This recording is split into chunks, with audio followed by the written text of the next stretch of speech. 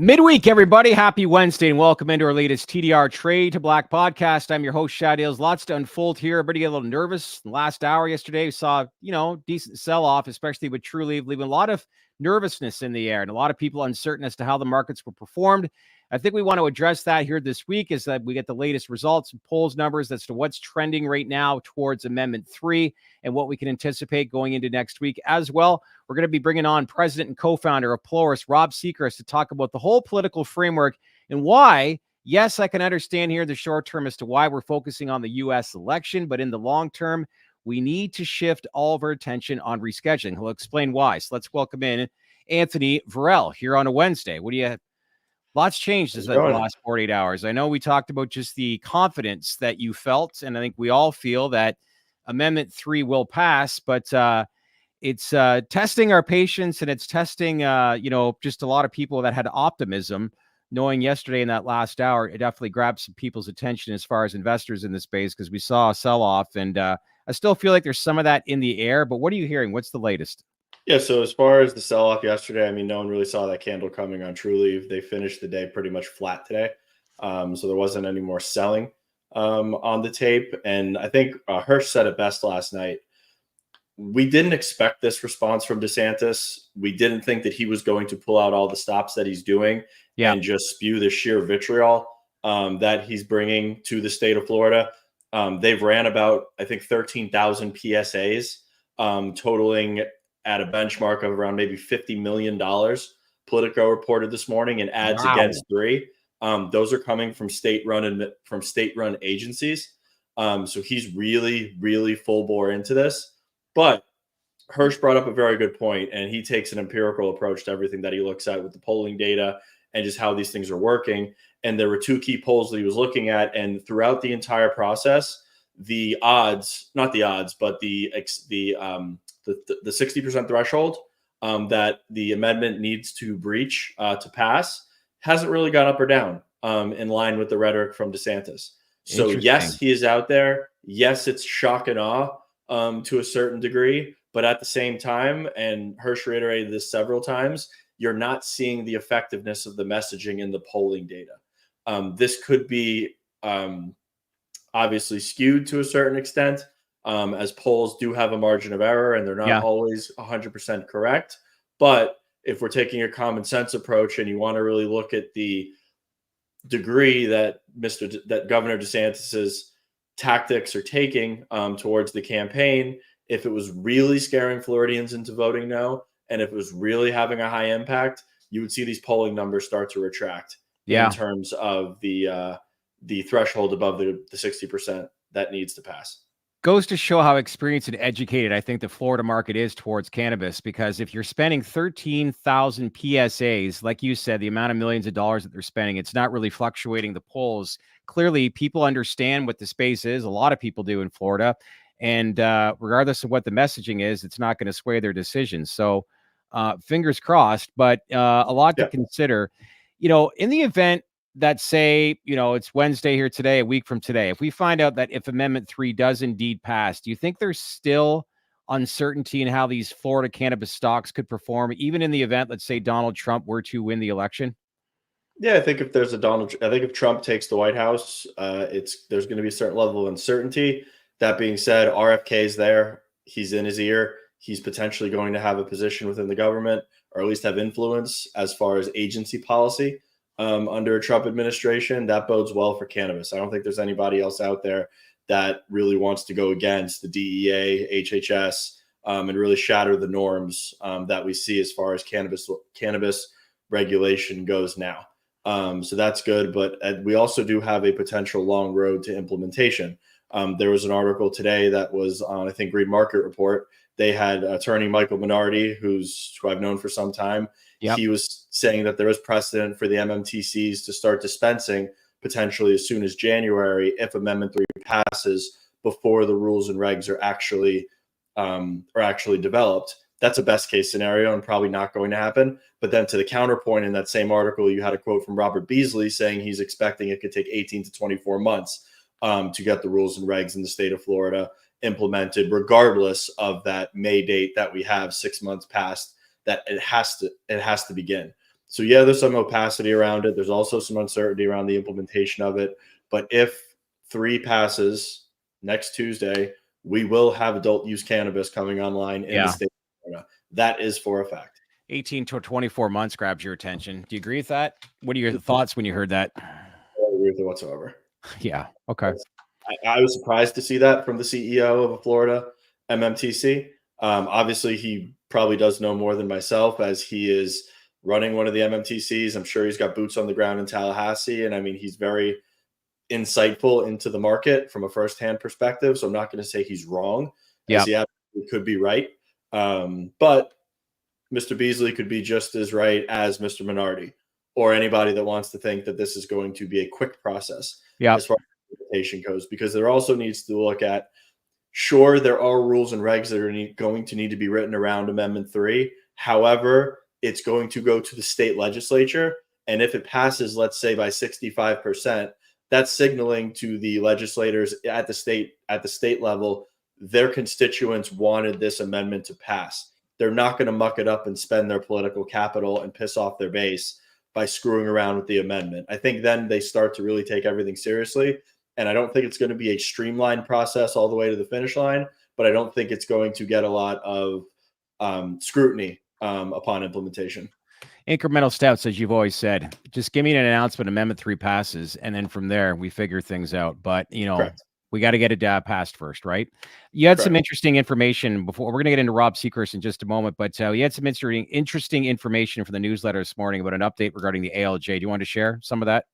Yeah, so the parties have been named. Well, the first cohort of the parties have been named for Marijuana Moment. I think Tom broke the article last night. Of the suspects, obviously the NCIA is in there, long-standing cannabis organization. Aaron Smith was quoted as really wanting to be able to represent small industry players and small businesses that are in the sector, and those businesses will be greatly impacted by 280E going away and the rescheduling of cannabis. And he's going to be a good voice to have in the room for the sector. Kevin Sabet and Smart Approaches to Marijuana were also on that list. They also had a groundbreaking study that they claimed came out yesterday, concurrently with them being named in the ALJ, as it relates to teen usage going up in markets with recreational cannabis coming online. To my knowledge, I didn't read the study, but to my knowledge, there are counterpoints to that argument and data and studies that have already been established against it. So I'm sure he's going to bring that study with him. I'm sure he's going to bring a bag full of things to the hearing. One thing that was, I don't want to say it's a positive, but I guess it's kind of foreshadowing for the hearing. There were only 4 parties named in this original cohort. I know the Marijuana Moment had reached out to the DEA to potentially find, it was either the DEA or the DOJ, to find out if there's any other parties that are going to be named. But how long can a hearing possibly be with 4 parties that are coming to the table? I mean, we've seen hearings in Washington, D.C. take a week. As far as Senate testimony goes and hearings in general go. So if this doesn't become, let's say, a list of 4 to, let's say, 16 to 20, this might be a pretty short process as far as the actual hearing itself goes. I hear you there, which brings me to my next part of the show. Let's bring in the president and co-founder of Pelorus Capital Group, Rob Sechrist, back to the podcast. Good to see you. How are things? Doing well, buddy. Thanks for having me. Great to have you back on. We've had a lot of people reach out the last few months and asking where Mr. Sechrist is. And great to see you. I know you've been busy with some things off the side. We'll get into that a little bit later with regards to some of the stuff pertaining to State House in California and all that sort of stuff. But we wanted to have you on today. We were just talking about the ALJ hearing. And like Anthony said, as much as 4 parties that are going to be there once the ALJ hearing does begin. How do you see this all unfolding once it gets underway on December 2nd? So I just try to say it like this. I believe that rescheduling is going to happen. It's just a matter of time of when the effective date is. And I don't see it being possible to be adjudicated and the final rule come out within this year. When it comes out, it's December 2nd. I think we go to the holidays for Congress on recess very shortly thereafter. So I just don't see it happening. And plus the bandwidth is being sucked out by the election. But I do believe that it will be implemented next year. And I think that if I was to speculate, I would say the effective date is going to be January 1st of 2024.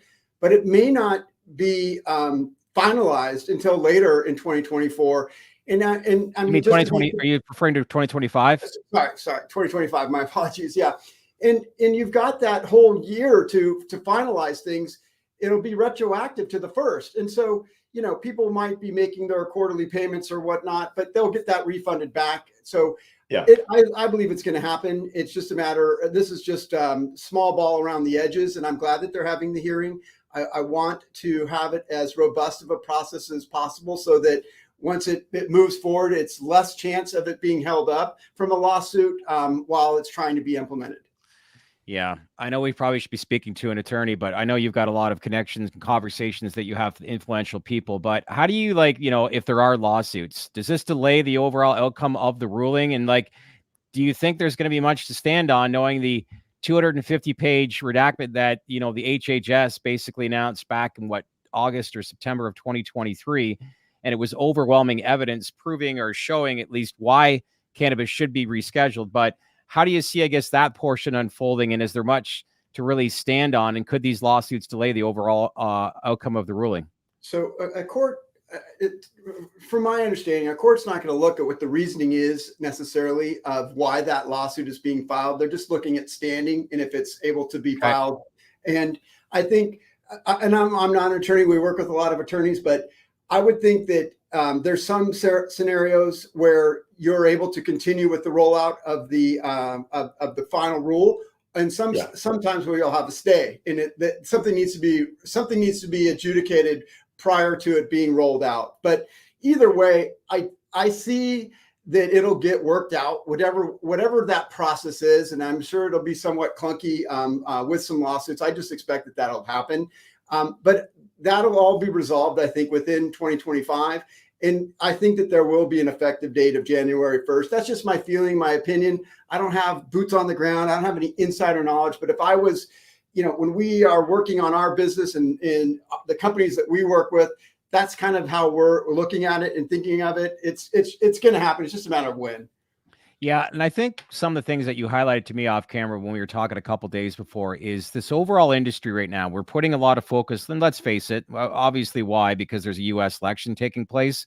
But I think there's a lot of optimism as to who would win and not win and what they could do and not do for the overall cannabis industry.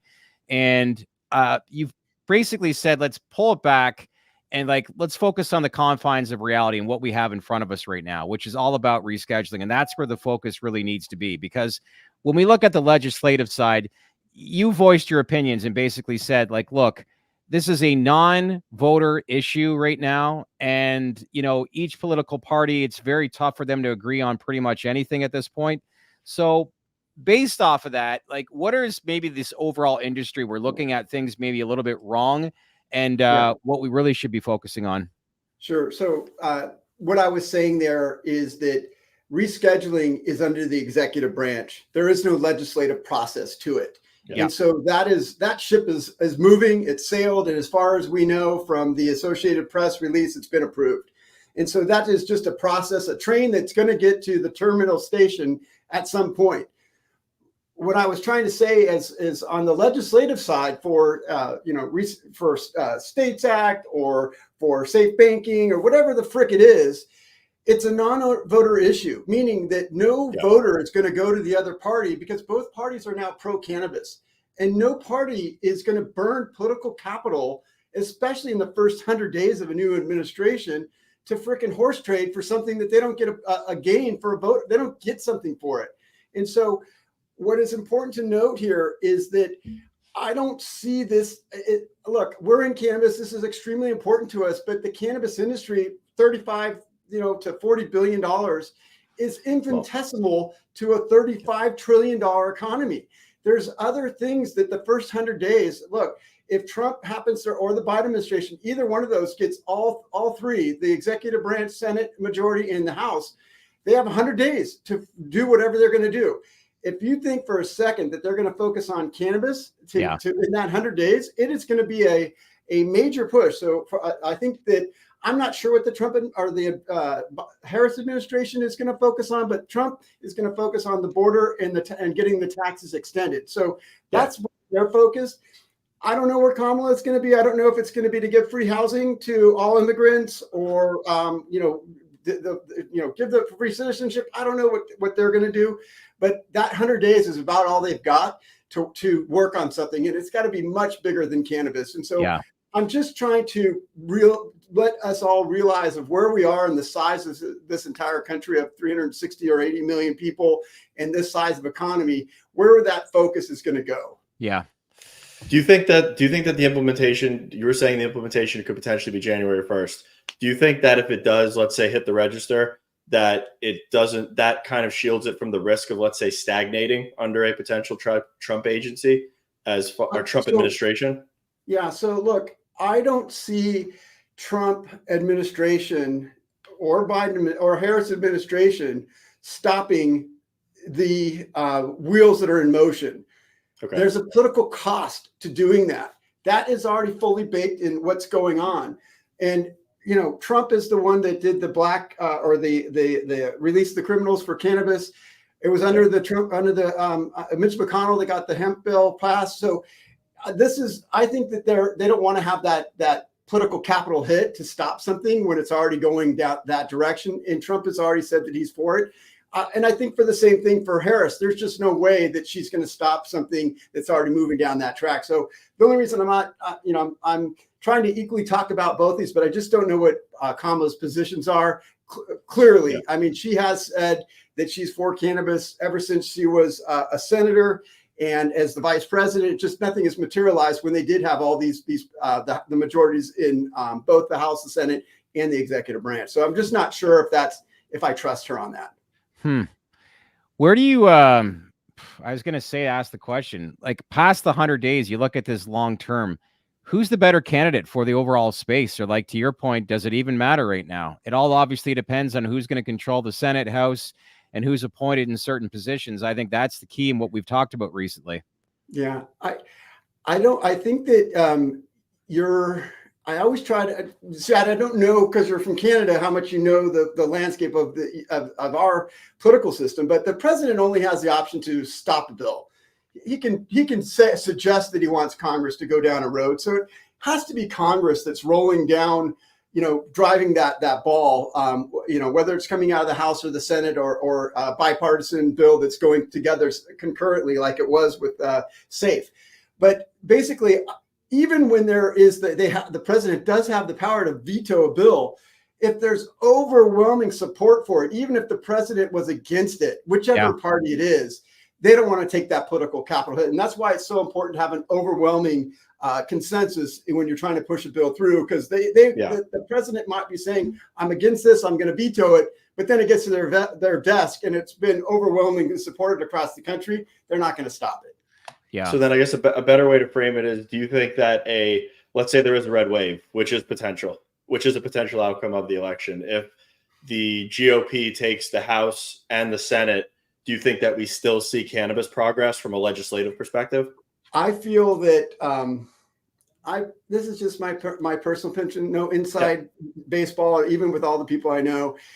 I just feel that if I was a congressperson or a senator, and rescheduling's already moved forward and addressed a lot of this stuff, I just feel like I'm going to probably focus my energy and time that I have on some other things right now, because we did have some meaningful movement there. That's just how I feel what will happen. I just don't see these guys driving as hard when there was nothing out there whatsoever. And I feel that we'll probably get some Department of Justice memo again. I would think that there would be something that rolls with it to give some clarity back out. It just feels like that there's some things that need to be addressed, like treaties and things like that. But we'll have to see. Okay. Yeah. You were in Washington towards the end of September, if I'm correct. Was there a lot of conversation about cannabis while you were there? Yeah, I was with Dan Crenshaw. He's not a fan. I was with Byron Donald, who a really great guy out of Florida. I really like him, but I didn't realize at the time that he is against Amendment 3 in Florida, which if I would have known that, I would have addressed it. He seems pro cannabis on the other side. So I didn't think to address that one with him. And I was with some other people as well. You know, there was a lot to take away from that trip, but I just came out of a meeting with some Democrat and Republican strategists, political strategists, Mike Duhame and Julie Roganowski, and talking about this current election. And I'm happy to share those insights because it's more contemporaneous. We just came out of that meeting, and these are Washington, D.C. insiders. He ran Chris Christie's campaign, which I don't know if I would share that or not. Good or and bad, she is, was a talking head on CNN. And they were both saying that this, no matter what you're seeing out there, that this election is too close to call and it could be a blowout either way. And I'm like, that's not saying anything. And so I pushed back on both of them. And I said, what is it? Well, she started then leaning on and saying, look, it's looking like Harris is going to win this. And I'm like, what data? Give me the data that you're seeing that gives you that ability to say that. And she said, well, we have the internal data polling and we have the cross tabs, and there's like 1,200 tabs in the polling that nobody else looks at. And this, just to give you an example, what that is it male or female? What geographic location are they? What age they are? And then they try to use predictive. If that was a male that was in a rural location that is 50 years or older, they're probably Republican, as opposed to a female that is young in the city, that's probably Democrat. And so she's telling me that they're using all this, and this is why the campaigns say that they have their thumb on the pulse way closer than the media outlets. My question was, why would the media and the bigger pollsters, 538, Real Clear Politics, and these, why would they be using that data too? They've only been doing it for decades. You think that they want not to be flying blind without researching that same data? And they didn't really have an answer to that. So I'm like, if I was running my own pollster firm, I'd be accessing that data too. Yeah. And then I addressed the early voting with them, and they're saying that, look, just because the shift from Republicans is on the early voting is getting way ahead, that doesn't mean that those votes might. The universe of total voters may not have changed. And I said, well, yeah, I agree with you. But the problem is that the independents have early voted, moved forward as well. And your pie is smaller, and their pie is this was Julie, she's a Democrat. Your pile is still the same size, and the Republicans got bigger and the independents got smaller from what was sent out. And so what that's showing you is that the independents are going to the Republicans. And so that blows out your argument. So it's like, I felt coming out of that meeting, I'm like, man, it just feels like they're so in the DC bubble that they've only got, and this is both Republican and Democrat. And back to that trip that I had, and I was awesome. Got to go to the CIA headquarters, meet the deputy director.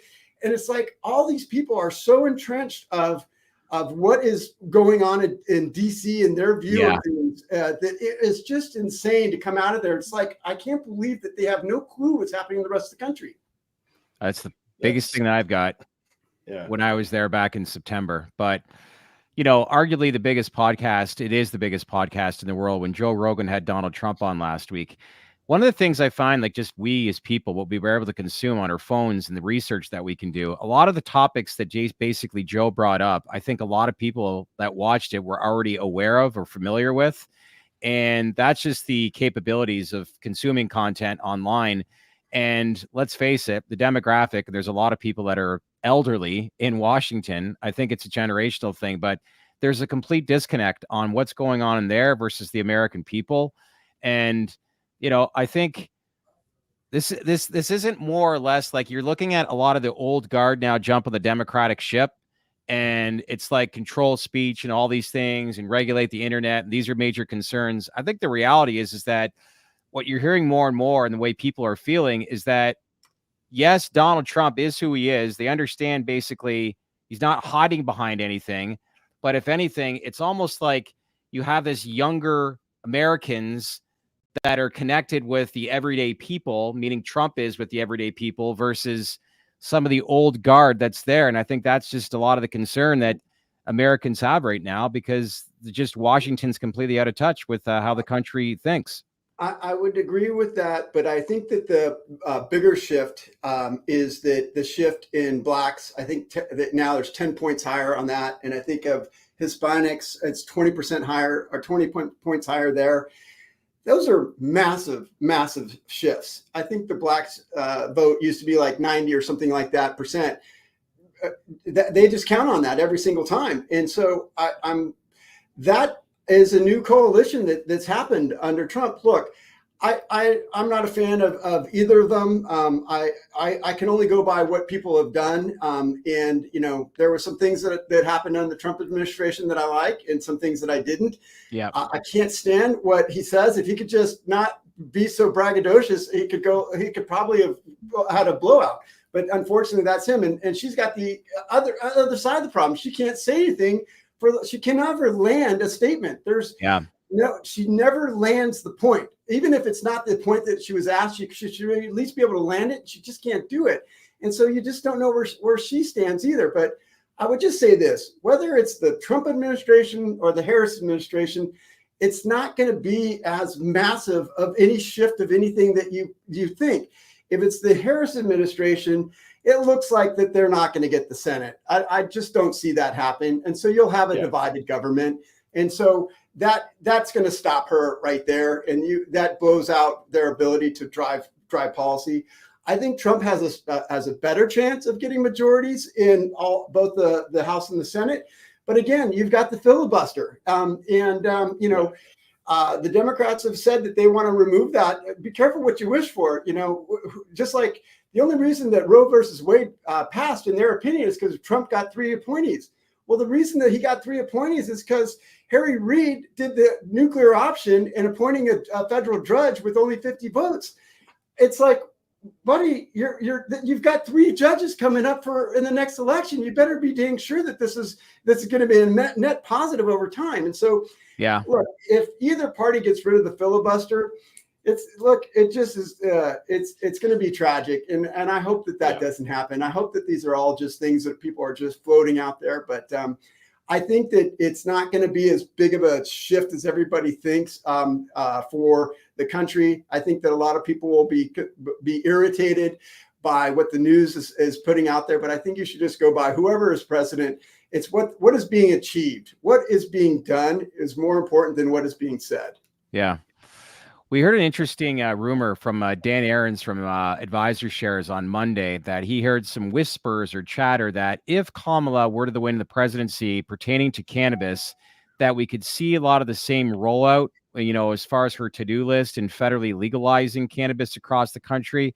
That'd be similar to what New York did with a lot of the social equity approach, which would be very, very challenging for the overall industry in some ways from a capitalist standpoint. But do you agree that, if she were to be elected, how do you think she would handle this cannabis space? She can only do it by executive order, and that could just be unwound. So look, this has been something that's on her agenda. It's been something on the Biden agenda. And I know that she was vice president, but it never was addressed while she was president or while she was vice president. So I just don't know if I believe that she, frankly, I want to see I want to see immigration addressed in this country. I want to see some things addressed that I think are more relevant to every single person in this entire country than our sector. And as much as this sector is important to me, I'm trying to think about myself as an American citizen first, other than a cannabis business person. And so I think that these are some of the more broader issues. And look, we've got this insidious illegal cannabis market. I think the entire size of the market is maybe 90 billion, and only 34 or 35 trillion is legal. All the rest of that is mainly coming out of California in these outdoor fields and being shipped across the country. I think that if we could get rid of some of the illegal border crossings and some of that stuff that's happening, I think that will start to taper some of that potentially, because they're just using people to go out and farm those fields. I just came back from Humboldt to one of our properties out there, and it's just, they've got these just massive fields that you can't tell who owns it, and they just go out there and they divert the water, and then they ship that stuff across the country to all these different places. And that's really impacting and hurting this industry. we can't have a great industry unless there's enforcement. And if there's not enforcement, we can't fight against somebody that's not having to pay taxes. Yeah. Speaking of the illicit market, I mean, obviously it's not an illicit market; it's a federally legal market. Have you heard anything about the Farm Bill and anything relating to the hemp loophole from any of your contacts in Washington? I haven't been on that side, but I would just tell you that California has passed where they're trying to unwind that or make it so that it's not possible here. But when you have a loophole like the hemp Farm Bill has, we're looking at business models where we can utilize some of the licenses that we have that do have the ability to ship across state lines, or that there's no hemp or there's no THC yet. And we're looking at different levels of the industry where this is business to business, not to consumer, things that we can do to utilize that we started thinking about the industry in a little bit different way. We're like, okay, everybody is so focused on the end product, but nobody is thinking about how that product gets started. And so we've come up with some ideas that we might be able to bring from the ornamental industry that helps to make the products more consistent from day one on all the genetics across the board, instead of having people trying to piecemeal it and have a room dedicated to it in their facility, which that's not the best use of that square footage in that facility. So we've got some ideas of how we're trying to address that. So those are some of the things that we're thinking about, but it's in ways that either we're going before there's any THC available, where we can help stabilize the industry, whether it's hemp or THC across the country. Okay. Lots going on, that's for sure. But we're going to find out a lot of things in the next couple of days. Who's going to be the president? A big one in Amendment 3. What do you think that does for the overall industry? That's a big one, obviously, in Florida, right? Yeah. I think that Florida is an amazing market. You've got some really great operators in that state. Yeah. And I just can't wait to see. I feel that Florida has gotten it right from a lot of perspectives. There's some that I don't like, that you have to be vertically integrated out there for a lender. We wouldn't want to lend to somebody when all those licenses have already been taken up, because it's for somebody to come in and try to get market share and have to buy the entire vertical. It just doesn't make sense to do it, or you're not going to pay the same $50 million or whatever it was for the license high watermark at one day. But I do think it will show what is possible. I think it'll show a great contrast from California to Florida. You've got a very populous state that did a limited market in a slower rollout. And they all have their differences. Topography in California is much different in weather than in Florida. But from a retail perspective, it would be interesting to see how that is superior in some ways than California. California, it's just, having an unlimited market is great for the consumer, but it is incredibly challenging for the operators. And when we go to our facilities, one thing we always hear is, if you're not innovative, you're going to go out of business. You're always innovating, no matter where you're at on being how far along you think you are. Every day you have to continue to innovate and streamline. And a lot of times, for example, in California, the energy costs have gone up 40%. That all those efficiencies you picked up, you just lost because they haven't built any power plants here for decades, and they just keep loading everything in to the power system and taking other shit offline.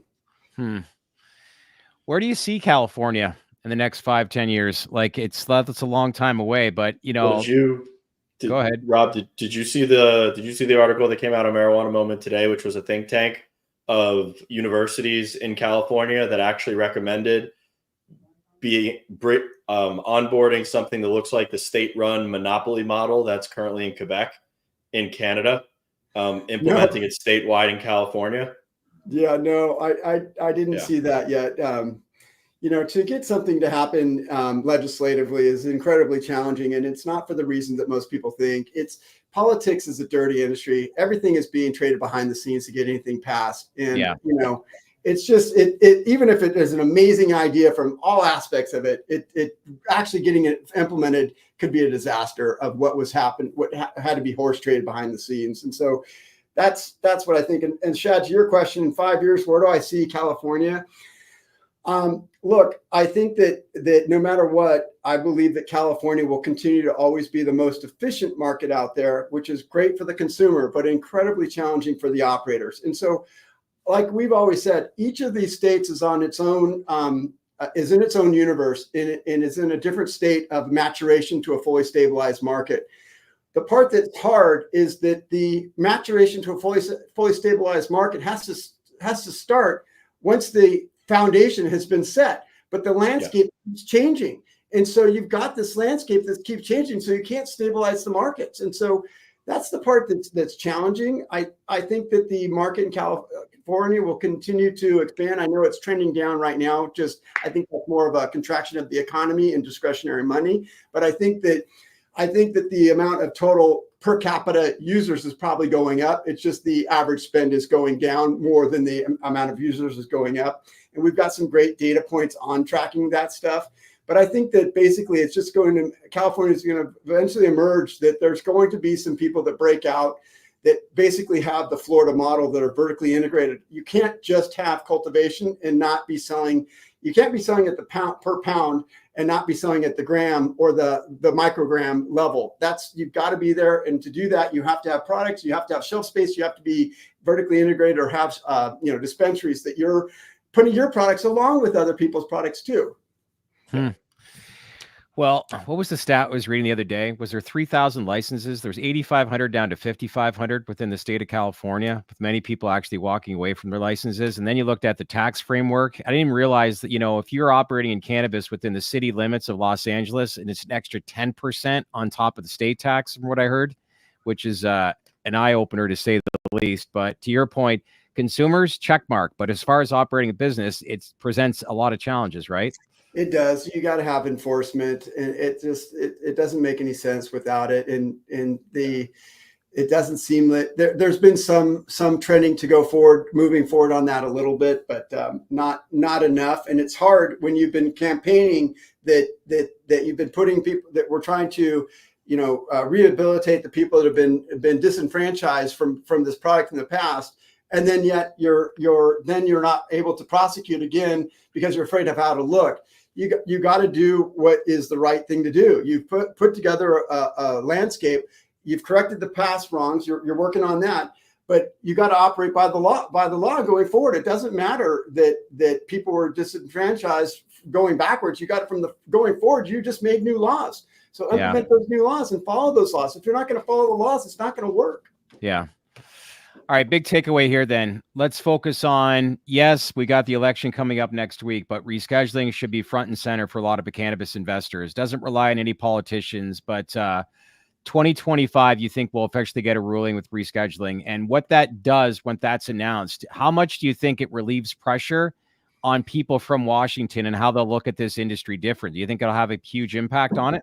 I think that look, I don't see, I'm friends with Daines, with Thune, and Cory Booker. I don't see the same drive on them pushing cannabis at this point anymore. Really? I just think that I haven't asked them directly, but it just feels, first of all, we have a president election cycle, so just that sucks up all the bandwidth. But there's just new agendas, whichever it's not an incumbent presidency continuing on. Either way, it's a new administration. So I just don't see that being the focus of Congress. And remember, it's a Congress. It's not the president. The president can drive things, but if they're going to drive things, they're going to drive things much, much broader for the country than a small subset, of impact on the economy. Well, I guess the truth sometimes hurts, right?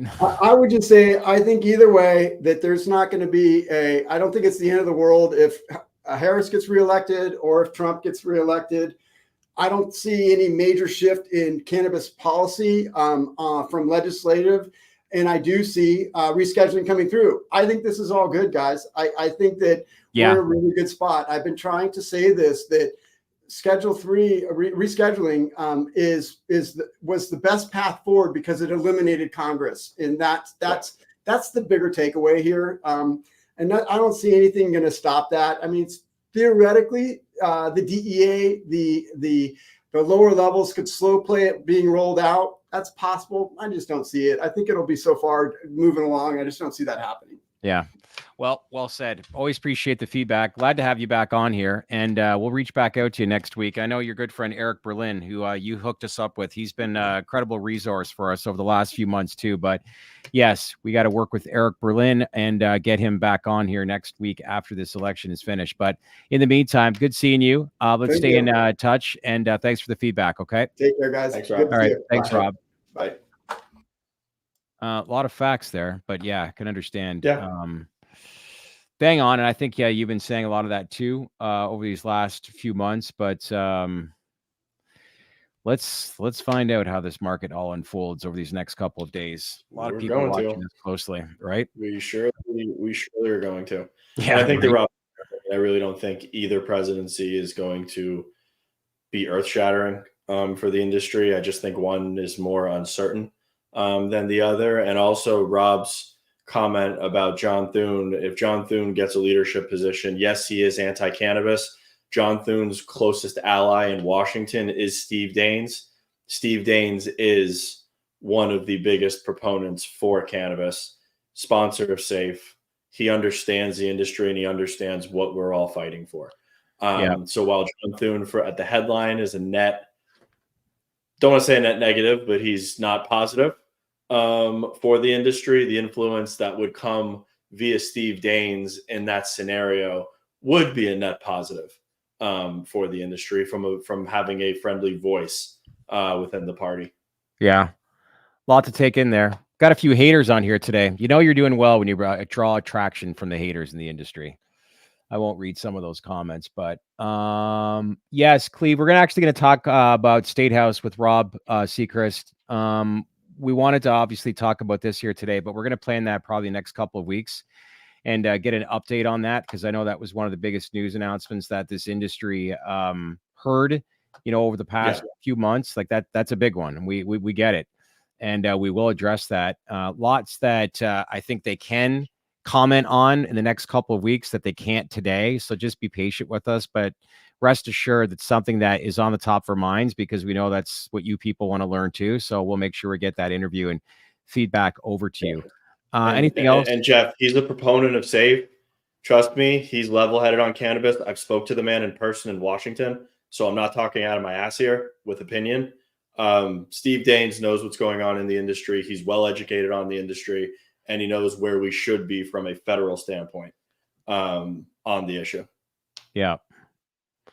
And that is true. I don't know where Steve is going to, or Senator Daines is going to expend his political capital. I don't think he's going to extend, or he's not going to drain his political capital for the cannabis industry. But as a neutral to positive voice within the GOP that potentially is going to have influence, I'd rather Senator Daines be up there perpetuating what we all want versus somebody that we know is anti and or not going to do anything. Yeah. Sonic Yogi actually wrote in the last live stream with Dan, talked about the comments about in a presidency that Kamala Harris would win. I thought Rob was good. Like it's not something she can decide to do, because like you said, she's got to work with both Congress and the Senate pertaining to this. So she can't do anything. Yeah. So she can't do anything, but she can appoint the head of the DOJ and the head of the DEA, as can Trump. But as far as like just full descheduling, legalization, anything like that, that is 100% legislative or administrative issue, and she cannot do anything through EO or EA to exert any sort of power to fundamentally change law or the industry at large. Yeah. All right. I thought that was all good info here today. A lot to take in, but here we are, 6 days away. How you feeling overall? Good. I mean, I'm positive. I think A3 is going to pass in Florida. And like I said, the election, I think it's a toss-up. I don't know which way to read it. I think either of them have a chance of winning. It's going to matter whatever the percentages come down to on Tuesday evening. And then due to the margin of victory, you're going to potentially see legal challenges, lawsuits, questioning of ballots, God knows what. I'm pretty sure Trump's already filed a lawsuit in Pennsylvania questioning. She can suggest descheduling. She can suggest anything that she wants, but she cannot do it. She cannot take the president, the office of the president cannot take cannabis off of the CSA. That's a fact. That is 100% fact. She can suggest, push, do anything that she wants, but she cannot do it via her actions.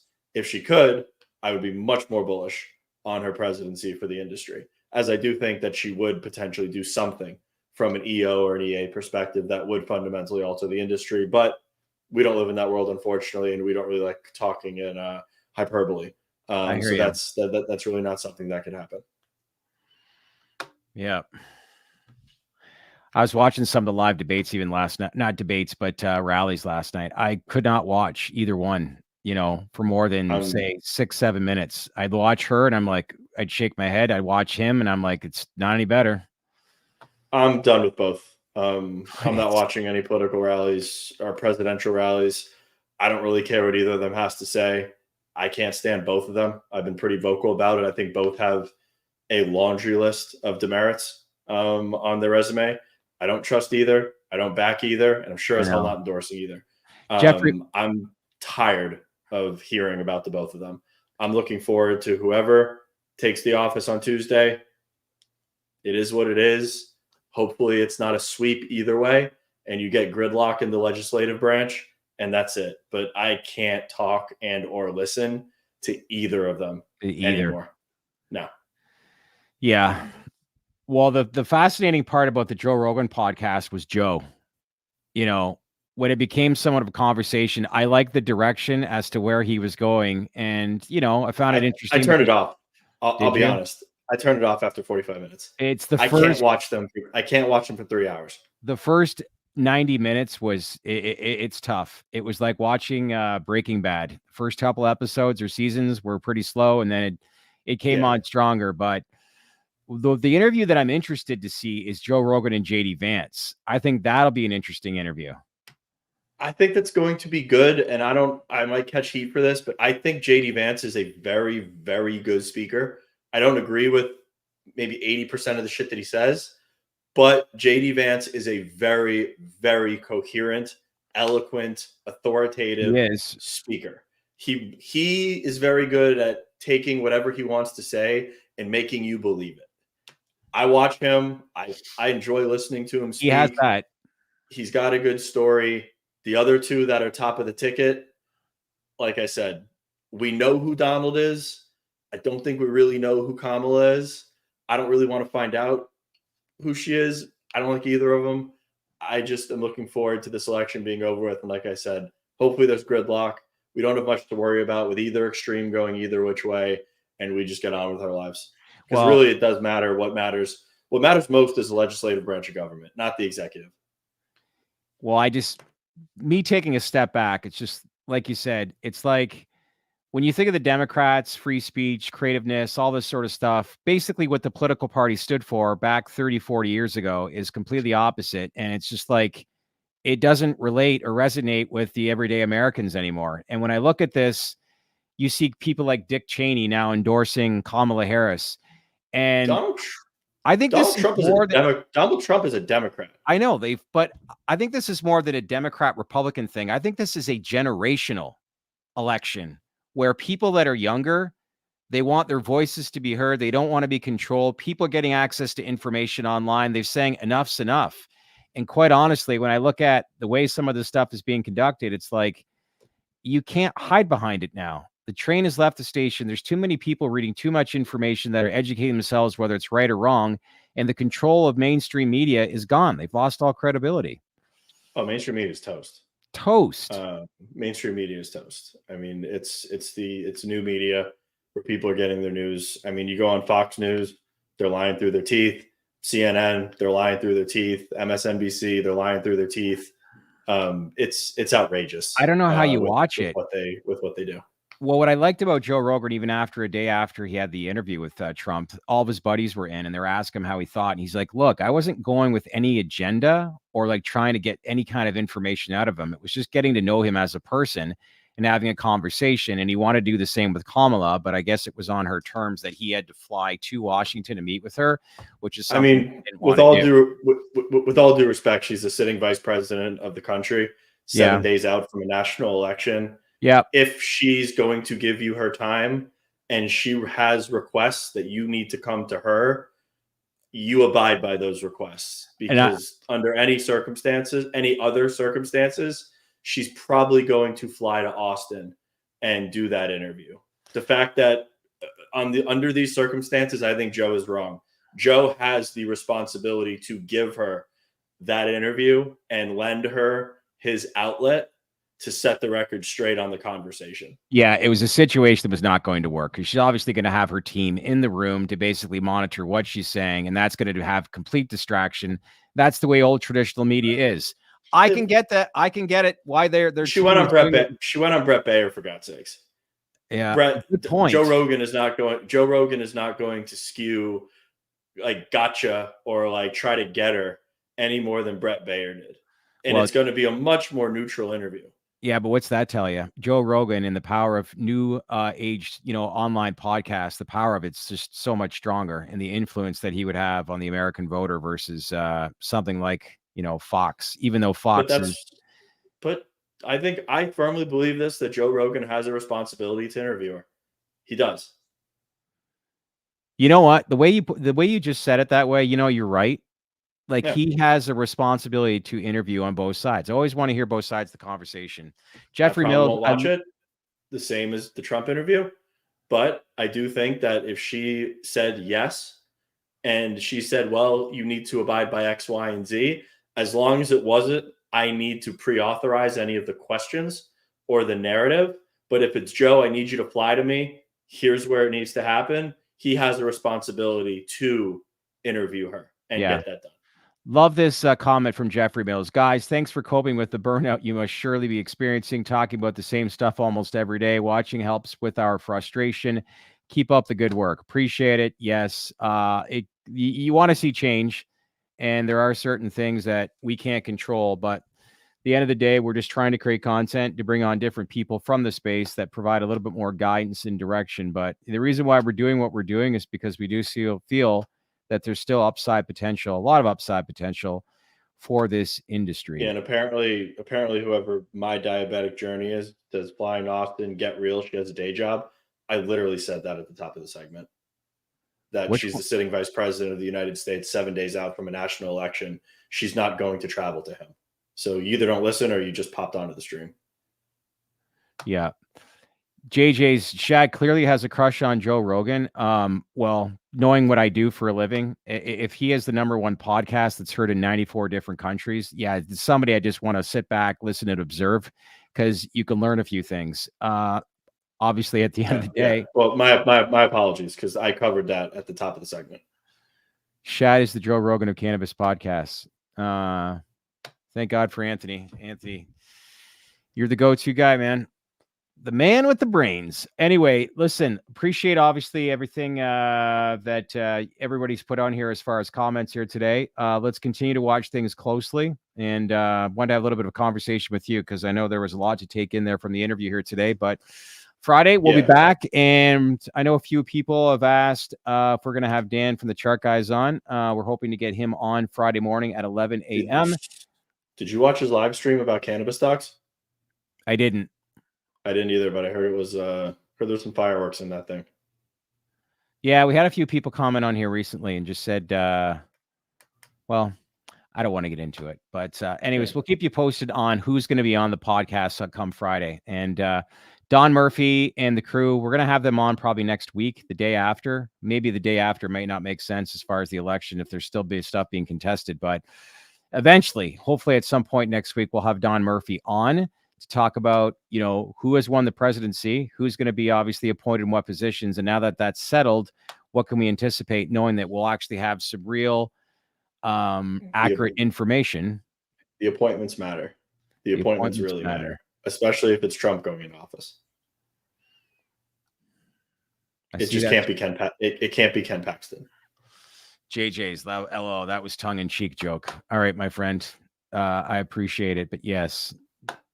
I love Joe Rogan. He is very good at what he does. And here's the crazy thing too, is that he has become, perception wise, looks like he's very far right and very pro-Trump. This is a guy at one time So loved Bernie he's a Sanders. libertarian. He's a libertarian. Yes. Joe Rogan loves Bernie Sanders and he likes RFK even more. He's raised by hippies in San Francisco.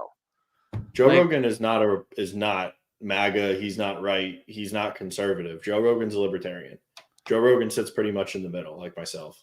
Yeah, it's crazy how much the country, U.S., is just, you're either, regardless of who it is, like you're either committed to the red party or the blue party your whole entire life, and how there's so much division. And I don't think that's happening as much with young. That's not true. Well, older generations, it sure as heck is. But the way the media wants to portray it is there's the crazy left and the crazy right, and you got to pick a side. 80% of this country, and I might even be downplaying it, is in the middle and just wants everyone to shut the fuck up and get back to business. That's really what most people want. I think you have a point. Regardless of what she says, people are going to support her. And regardless of what he says, he's going to have his support, which is why there's division there. But I think your age, being what, mid to late, what are you, 36? Yeah. 36. 40 and under, I find that is completely different world, and people are starting to think on their own 2 feet and do their own research. And that's where I see definitely a change happening in due time with American politics, and why there's so much. We finally see through the bullshit. And that's the huge disconnect that's happening between America as a country and Washington, because you and I have been there. But the media, that's the problem with the mainstream. And this is now just dragging on. Yeah. But the mainstream media wants you to think that you got to pick a side, and that if you do support Trump, you're a racist and you are crazy on the right. Yeah. If you support Kamala, you're a crazy progressive and you want just everything that comes with it. Yeah. The fact of the matter is most people don't even affiliate with those sides. Yeah. At all. The only ones that the problem is the only ones that wind up in the media are the ones that do. Agreed. Well, we aren't the Joe Rogan podcast. We are not going to go 3 hours. 1 hour is enough. As according to Anthony, I'm good with that. So with that, we're at the 57-minute mark. Again, thanks everybody for checking in here today. We'll be back here Friday, 11 a.m. As usual, smash that like button. Leave some comments below. Any feedback you want to provide us based on today's podcast, or any guests that you want us to have on over these next week to 10 days pertaining to the election, please let us know. And as usual, make sure to scan that QR code and subscribe to our Baked In newsletter. We have the latest information as to what's happening towards Florida Amendment 3, and as well what certain appointments will look like. Go ahead. Stocks, by the way. Flora Growth Corporation put out a press release today that they have an agreement with Curaleaf in Germany. As far as I know, that press release was a bold-faced lie. Curaleaf's IR responded to the tweet that I tagged Boris Jordan in, saying that there is no agreement with Flora Growth Corp. So if you saw that press release, if you thought it was a good announcement, or if you looked at the stock, that press release was false, coming directly from Curaleaf. You got some good attention on that tweet too. It was fraudulent. I mean, they put out so I reached out to the CEO of Flora Growth for comment. So I'm not going to say it's fraudulent or take any further action until I get a fresh take from our first-hand take from the CEO of Flora. But Curaleaf, which the press release read, they're going to start importing Curaleaf products into Germany, which as soon as I heard that, bells went off, because I was like, Curaleaf's products are not EU GMP certified. Boris bought Northern Green, which is the EU GMP certified arm of Curaleaf that exports to Germany. The press release just didn't make sense. Good for you. So as per that press release, that agreement is false. Good stuff. Good stuff, my friend. Yeah. And to boot, the stock was down 13% on above average volume. So someone was selling into those press releases that went out today. Emilio, thanks for the feedback as well. Thanks so much, Shad and Anthony. Always great info to know. And a lot of people here on Twitter, obviously liking the outline of what you just mentioned and outline and what you found here earlier today. But good for you. And I'm sure the Curaleaf people will be very happy to notice that you pointed that out. And But anyway, listen, we're dragging this out. Enjoy the rest of your afternoon. We'll see you guys all back here Friday at 11 a.m. Yep. See you guys Friday.